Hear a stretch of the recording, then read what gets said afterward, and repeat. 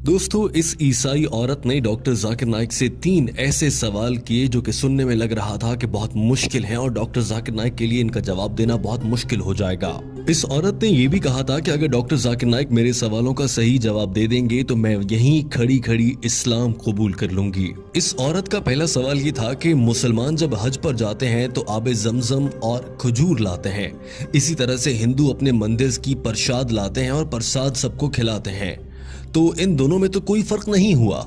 इस औरत ने कहा कि मुझे इन दोनों में कोई फर्क नजर नहीं आता।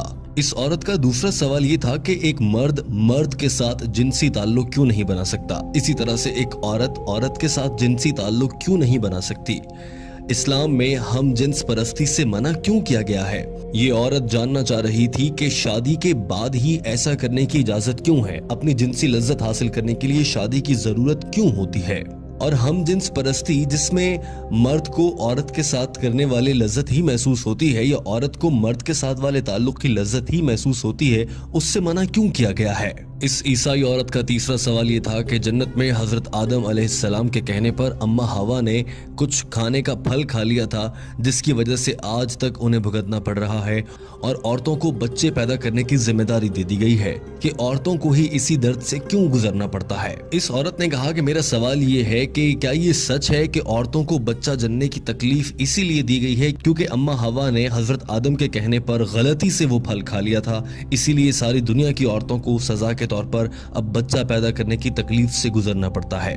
डॉक्टर जाकिर नाइक ने जवाब देने से पहले कहा कि हमारी इस बहन ने अच्छा सवाल किया है और उनके सवालात को दोहराया। उन्होंने पहले सवाल को लेते हुए कहा कि प्रसाद खाने में और खाना काबा से या हज और उम्रा से खजूरें खाने में क्या फर्क है, इस पर सबसे पहले बात कर लेते हैं। उन्होंने कहा कि हिंदू किताबों के मुताबिक प्रसाद अल्लाह को खिलाने के तौर पर दिया जाता है, लिहाजा हिंदू जब प्रसाद बांटते हैं या किसी को देते हैं तो इसका मतलब ये है कि वो अपनी तरफ से ये सोच रहे होते हैं कि वो अपने भगवान को या अपने खुदा तक खाना पहुंचा रहे हैं, जबकि हकीकी खुदा को जिसे आज तक हिंदू पहचान नहीं पाए उसे खाने की जरूरत नहीं होती।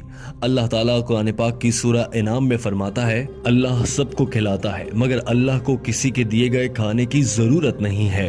किस इंसान की ये जरूरत है कि वो अल्लाह ताला को खाना खिलाने का सोच सके या ऐसी बात कर सके। डॉक्टर जाकिर नाइक ने कहा कि कुरान पाक में 3 से 4 मरतबा ये कहा गया है कि गैरुल्लाह के नाम से मंसूब करके खिलाया गया खाना हराम होता है, यानी अल्लाह के सिवा किसी को शरीक ठहराते हुए उसके नाम पर दिया गया कोई भी खाना हराम होगा। लिहाजा चूंकि प्रसाद गैरुल्लाह से मंसूब होती है तो वो खाना हराम है। अब बात कर लेते हैं खजूर की, जो कि मुसलमान खाना कावा से या उम्रे से वापसी पर लाते हैं। हम मुसलमान खजूर खाते हुए या आबे जमजम पीते हुए ये हरगिज नहीं कहते कि हम अल्लाह को खिला रहे हैं। और सऊदी अरब का सबसे मशहूर फल खजूर है, वहाँ की खजूरें बहुत मशहूर हैं। यही वजह है कि कोई भी मुसलमान वहाँ से खजूरें लाता है और ये कभी नहीं कहता कि मैं अल्लाह को खाना खिला रहा हूँ, नौजुबिल्लाह। डॉक्टर जाकिर नाइक ने कहा कि ये भी जहन में रहे कि